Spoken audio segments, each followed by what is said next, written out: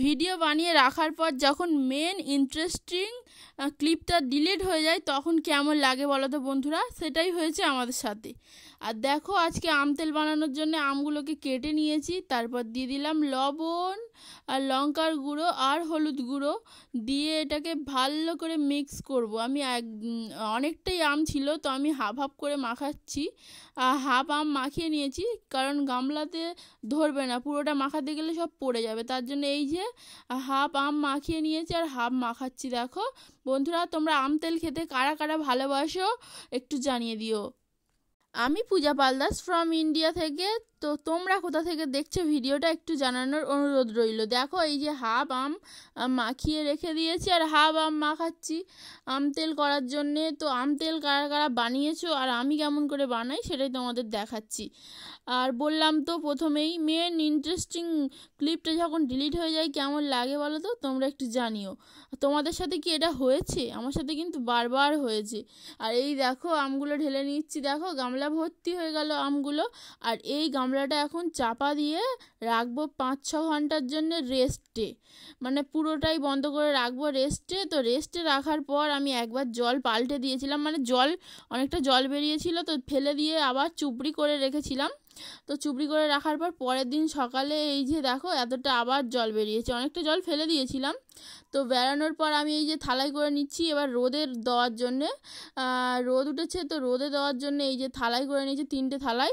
তো মশলাটা করে নিই, আম তেল বানানোর মশলাটা করছি। এই যে শুকনো লঙ্কা দিয়ে দিয়েছি, গোটা ধনে দিয়ে দিয়েছি, আর দিয়ে দিলাম গোটা মৌরি, আর এটা দিয়ে দিলাম গোটা জিরে। তো তারপরে দিয়ে দিলাম আবার এই যে 5 ফোড়ন, আর এখানে দিয়ে দিলাম এটা চন্দনী ছিল, আর দিয়ে দিলাম এই যে জুয়ান আর চন্দনীটা অনেকটাই একই লাগছে না। তারপর দিয়ে দিলাম কালো সর্ষে, আর তারপর দিয়ে দিলাম সাদা সর্ষে। তো দেওয়ার পর এবার একটু নেড়ে চেড়ে নেবো। এই যে দেখো নেড়ে চেড়ে নিচ্ছি।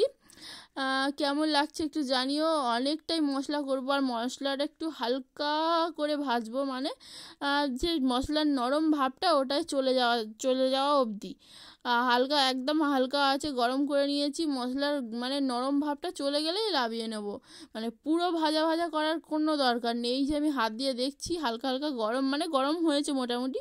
এবার আমি লাভিয়ে নিলাম, এই যে লাভিয়ে নিয়ে একটু ঠান্ডা করে নিতে হবে। এই যে ঠান্ডা করে নিলাম। ঠান্ডা করে নেওয়ার পর এই যে আমি সরিষার তেল ঢেলে নিচ্ছি। আমি হাফ এখন ঢালছি, হাফ আবার পরে গরম করে দেব। হাফ তেলটা আমি একটুখানি গরম করতে দেব গ্যাসেতে, একটু জাস্ট হালকা গরম হবে, হালকা নয় অনেকটাই গরম হয়ে গিয়েছিল। তো তোমাদেরকে বলে দিচ্ছি হালকা একটু গরম করে নিয়ে একটু ঠান্ডা করে নিতে হবে। তো এই যে হালকা গরম করে আমি ঠান্ডা করতে বসিয়ে দিয়েছি, আর এখানে আমি মশলাটাকে গুঁড়ো করব। তো এই যে মশলাটা হাফ হাফ করে নিয়েছি, অনেকটাই মশলা ছিল, পরিমাণে একটু বেশি ছিল।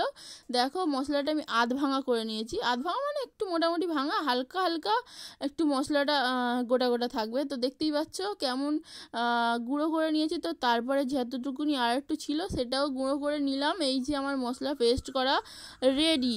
তো তারপর এই যে তেলটা গরম করে নিয়ে এসেছিলাম, একটু পাখার তলায় দিয়েছি, প্রচণ্ড গরম হয়ে গেছে জানো। আমি এপাশে মশলা করছি আর ওপাশে গরম হয়ে গেছে।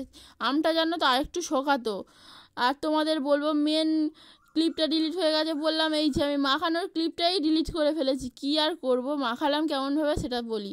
তেলটা ঢেলে নিয়েছি, তার মধ্যে একটু গোটা 5 ফোড়ন দিয়ে মশলা দিয়েছি, মানে গুঁড়ো করা মশলাটা দিয়েছি, লবণ দিয়েছি, রেড চিলি পাউডার দিয়েছি, দিয়ে আর পুরো তেলটার সাথে মাখিয়ে নিয়েছি। আর আবারও এই যে ফের তেল গরম করলাম, আর একটু তোমরা পারলে চিনি দিয়ে দিও, মানে একটু বেশি মোটামুটি চিনি দিয়ে দিও।